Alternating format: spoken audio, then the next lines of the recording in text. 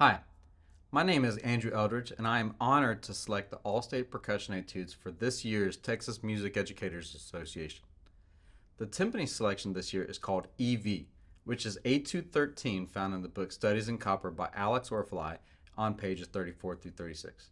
This etude is based upon motives found in the percussion ensemble called Ionization, written by Edgar Varese, considered one of the very first percussion ensembles written for our art form. If anything happens throughout the preparation of this etude this year, I hope it also affords you an opportunity to learn about this incredible percussion ensemble.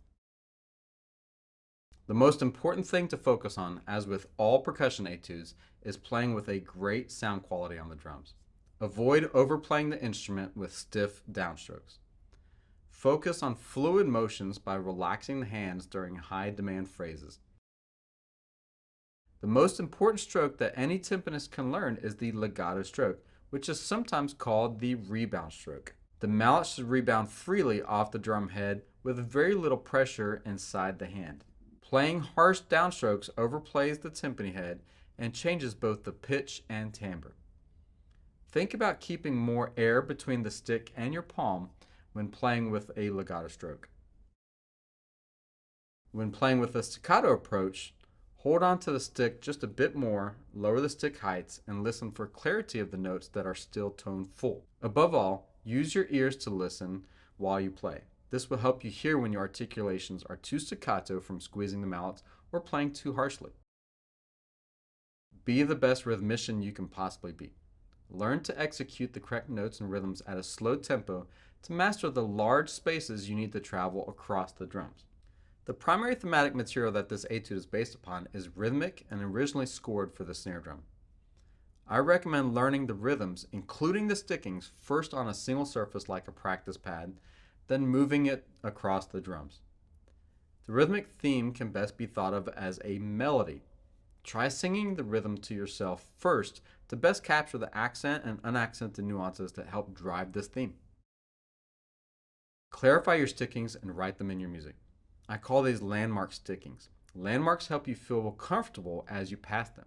They are familiar territory and give you points of interest when playing through the music. And it's completely okay to change these stickings as you mature in the piece and discover different ways to think about the music. For this etude specifically, I chose to lead with the left hand in the first three measures. I played the lowest two drums with the left hand only to help my body minimize as much rotation as possible. If you choose the sticking, focus on the left hand moving as smoothly as you possibly can. Keep your hand low to the drums.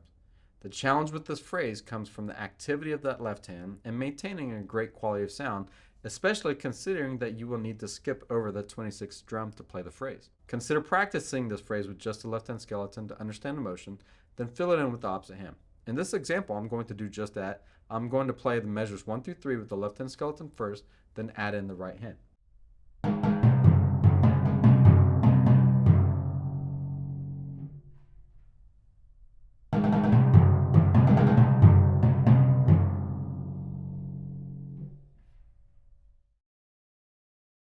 The best playing zone will be in a compressed circle area about 2 to 4 inches from the edge.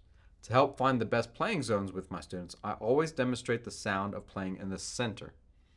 It will sound like. Move your mallet gradually back from center until you hear the sound eliminated from your tone. Be careful not to go past it though. The low pitch that is removed is called the fundamental. If you play too close to the edge, you lack the lowest sound that is characteristic of playing on this drum.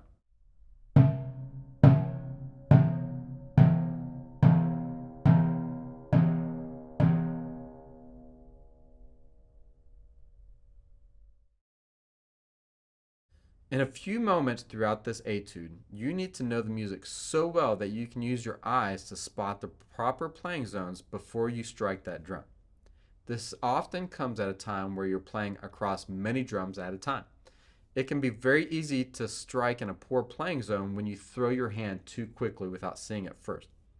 For example, I memorized the opening statement so I could focus on the proper playing zones for my active left hand.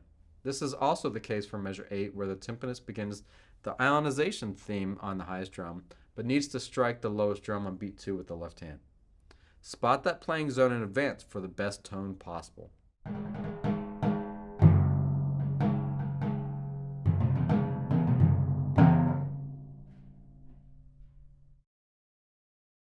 Crossovers also pose a challenge for playing zones. In measures 35 through 36 and 39 through 40, my left hand stays in place while the right hand crosses over.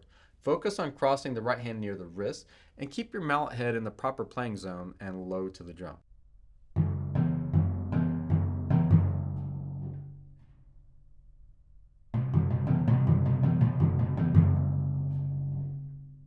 One quick note about crossovers. Avoid rotating the hand and mallet significantly during the crossover.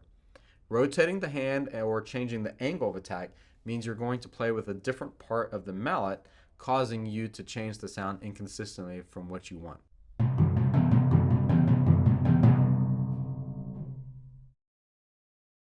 In general, dampening should occur only to help clarify phrases, cadences, or to bring out specific notes that are marked short. Dampen in the playing area using the fingers and the pads of the fingertips. Avoid pressing into the head too much as you may bend the pitch with the leftover ring you are trying to cut short. Also place your hand gently. And I know it's difficult. You may hear this just a bit as you play, but work to avoid smearing the hand as you remove it from the head. In this etude, I always dampen on the first rest note of a tuning change. In measures 68 through 70, I chose to not dampen on every marked rest. Rather, I dampen a few drums at the same time after the staccato marks in measures 69 and 70. And this helps to clarify the difference between the extra articulation and unmarked notes. I certainly chose to dampen the marked staccato notes in measure 9 and 11. Make these quick to avoid becoming sluggish on the rhythms that immediately follow, but keep in mind your hands should be light. Avoid dampening too heavily, otherwise you will bend the pitch.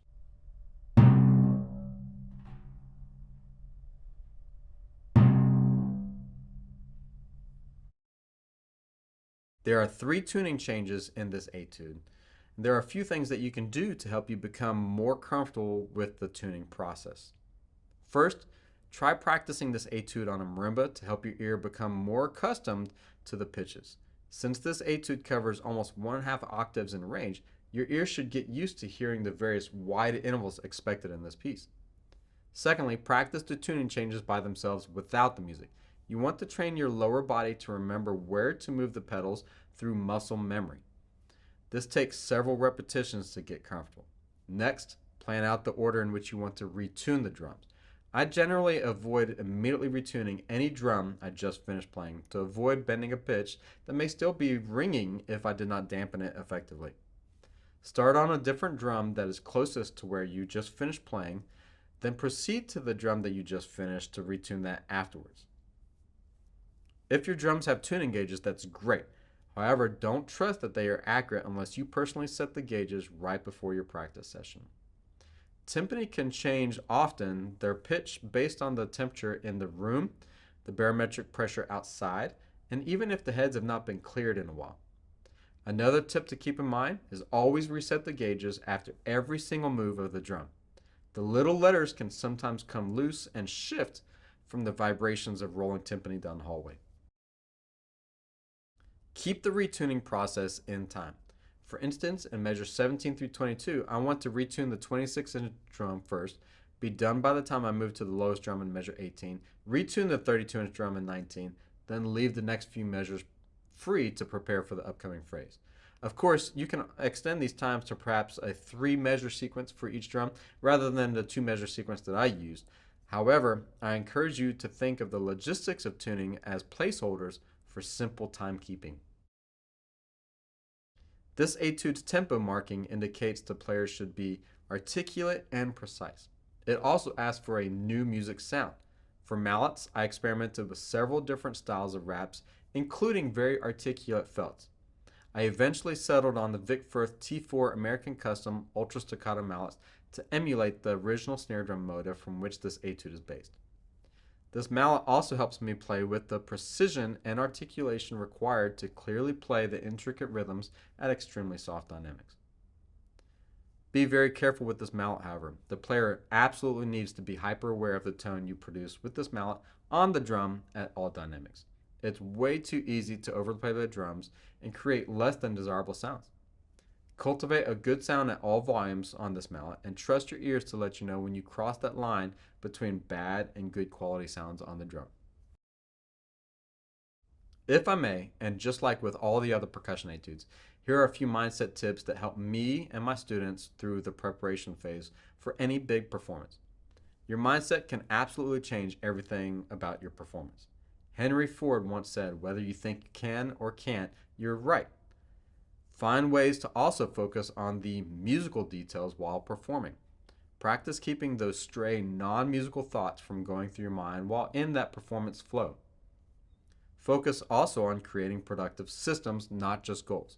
You are better served if you have a plan in place for developing a solid technique on the timpani rather than just mastering the specific combinations in this etude. Lastly, learn to enjoy the process. We spend so much time in the preparation phase, but choose how we feel about music after a single performance. Our fulfillment should come from a positive relationship with the drums in the practice room. Thank you so much for watching this tutorial over the 2024-2025 Texas Music Educators Association All-State Timpani Etude. I sincerely hope you have fun working on this etude, and I also hope that you take a bit of time to acquaint yourself with the percussion ensemble Ionization by Edgar Varese. And if you're auditioning for the Texas All-State this year, I hope you have a great performance and enjoy the ride.